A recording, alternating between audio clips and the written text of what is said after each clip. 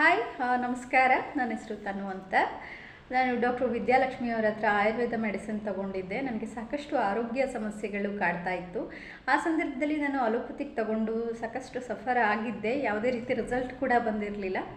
So ನೋಡೋಣ, ಆಯುರ್ವೇದ ಒಂದ್ಸರಿ try ಮಾಡೋಣ ಅಂತ ಡಾಕ್ಟರ್ ವಿದ್ಯಾಲಕ್ಷ್ಮಿ ಅವ್ರನ್ನ ಕನ್ಸಲ್ಟ್ ಮಾಡಿದಾಗ ನನಗೆ ಸಾಕಷ್ಟು ಸಮಸ್ಯೆಗಳಿತ್ತು, ಒಂದು ಎರಡು ಅಂತ ಅಲ್ಲ. ಆ ಎಲ್ಲ ಸಮಸ್ಯೆಗಳನ್ನ ಅವರು ರೂಟ್ ಕಾಸಿಂದ ಕಂಡುಹಿಡಿದು ಅದಕ್ಕೆ ಬೇಕಾಗಿರುವಂತಹ ಒಳ್ಳೆ ರೀತಿಯ ಟ್ರೀಟ್ಮೆಂಟ್ ಕೊಟ್ಟರು. ಮತ್ತು ನನ್ನ ಲೈಫ್ ಸ್ಟೈಲ್ನ ಹೇಗೆ ಬದಲಾಯಿಸ್ಕೋಬೇಕು ಅಂತ ಗೈಡ್ ಮಾಡಿದರು. ಸೊ ಇವಾಗ ನೀವು ನನ್ನನ್ನು ನೋಡಿದರೆ ಗೊತ್ತಾಗ್ತಾ ಇರ್ಬೋದು ನಾನು ಎಷ್ಟು ಹೆಲ್ದಿ ಆಗಿದ್ದೀನಿ ಅಂತ. ನಿಜವಾಗ್ಲೂ ಖುಷಿ ಆಗುತ್ತೆ ನನಗೆ. ನನ್ನ ಲೈಫ್ನ ಇಷ್ಟೊಂದು ಬ್ಯೂಟಿಫುಲ್ ಮಾಡಿದ್ರಲ್ಲ ಡಾಕ್ಟ್ರೆ, ಥ್ಯಾಂಕ್ ಯು ಸೋ ಮಚ್ ಅಂತ ನಾನು ಯಾವಾಗಲೂ ಅವ್ರಿಗೆ ಹೇಳ್ತಾನೆ ಇರ್ತೀನಿ.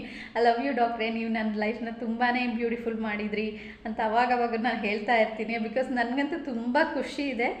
ನಾನು ಅಂದ್ಕೊಂಡಿದ್ದೆ, ಅಯ್ಯೋ ಇಷ್ಟು ಚಿಕ್ಕ ವಯಸ್ಸಿಗೆ ಲೈಫ್ ಇಷ್ಟೊಂದು ಹೆಲ್ತ್ ವೈಸ್ ನಾನು ಇಷ್ಟೊಂದು ಸಫರ್ ಮಾಡೋ ಥರ ಆಯ್ತಲ್ಲ ಅಂತ ತುಂಬ ಯೋಚನೆ ಮಾಡ್ತಿದ್ದಂಥ ಸಂದರ್ಭದಲ್ಲಿ ನನಗೆ ಆ ಡಾಕ್ಟ್ರು ಸಿಕ್ಕಿದ್ದಂಗೆ ಒಂಥರ ದೇವ್ರು ಸಿಕ್ದಂಗೆ ಆಯಿತು. ನಾನು ಎಷ್ಟೋ ಸರಿ ಹೇಳಿದ್ದೀನಿ, ಡಾಕ್ಟ್ರೆ ನೀವು ನನಗೆ ಸಿಕ್ಕಿದ್ದು ದೇವರೇ ಸಿಕ್ದಂಗೆ ಆಯಿತು ಅಂತ. ಡಾಕ್ಟ್ರು ಕೂಡ ತುಂಬ ಖುಷಿ ಪಡ್ತಾಯಿದ್ರು ನಾನು ಹೇಳ್ತಾ ಇದ್ದಾಗ. ಸೊ ಅವರು ತುಂಬ ಓದಿದ್ದಾರೆ ಮತ್ತು ತುಂಬ ಫ್ರೆಂಡ್ಲಿಯಾಗಿ ಮಾತಾಡ್ತಾರೆ. ನಾವು ಹೋಗೋರನ್ನ ಮಾತಾಡ್ಸಿದ್ರೇ ಎಷ್ಟು ನಮ್ಮ ಕಾಯಿಲೆಗಳೆಲ್ಲ ಕಮ್ಮಿ ಆಯ್ತೇನೋ ಅಂತ ಫೀಲ್ ಆಗುತ್ತೆ. ಅಷ್ಟು ಒಳ್ಳೆ ಡಾಕ್ಟ್ರ್ ಅವರು ಅಂತ ಹೇಳ್ಬೋದು. ಸೊ ನಿಮಗೇನಾದರೂ ಆ ಥರ ಆರೋಗ್ಯ ಸಮಸ್ಯೆಗಳಿದ್ದರೆ ಖಂಡಿತವಾಗ್ಲೂ ಏನೂ ಮನಸ್ಸಲ್ಲಿ ಬೇಜಾರು ಮಾಡ್ಕೋಬೇಡಿ.